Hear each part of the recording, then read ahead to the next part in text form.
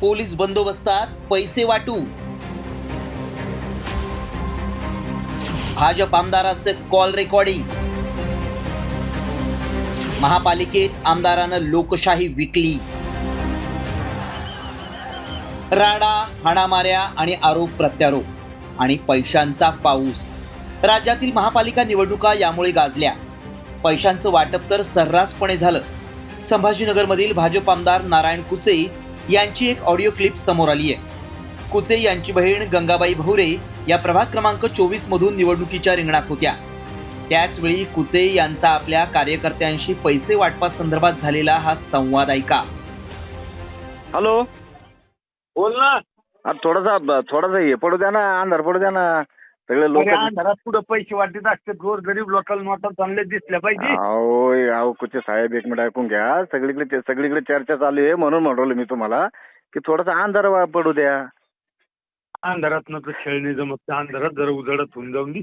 अरे उजेडात नका करू. तुम्ही आडीतून आडीला पलीतून चालू आहे. नाही आडीलं नाही तुम्हाला कोण. हॅलो, हे तुमचं गैरसमज आहे. तुम्हाला आडीलं नाही कोण. आता मी एक पीआयची गाडी मागितली. 7-8 पोलीस बंदोबस्त मध्ये पैसे वाटतात. बिनधास्त वाटा कुठे साहेब, मी तुम्हाला काय सांगतो, पण थोडासा अंधार पडू द्या. गरीब जनतेचं भलं होऊन द्या ना. चालन होते वाटी तुम्ही. दरम्यान ही ऑडिओ क्लिप खोटी असल्याचं आमदार नारायण कुचेंनी म्हटलंय. तर ऑडिओ क्लिपमध्ये कुचेंशी बोलणाऱ्या अजय म्हस्के या वंचितच्या कार्यकर्त्यानं ही ऑडिओ क्लिप खरी असल्याचा दावा केलाय. अजिबात असं कधी मी बोललो नाही. ती ऑडिओ क्लिप मोडतोड करून समिती तयार केलेली आहे. त्याच्यामुळे त्या ऑडिओ क्लिपचा माझा काही एक संबंध नाही. आणि विरोधी पक्षाचे प्रभाव जिव्हाळी लागल्यामुळं मला बदनाम करण्याचा प्रयत्न करू लागले. या सगळ्या ऑडिओ क्लिप माझ्या षडयंत्र तयार करून केलेले आहे. मी याला बिनबुडाचे आरोप करण्याला तयार. मी त्याची FIR दाखल केली होती. असे मोडतोड करून केलेले आहे.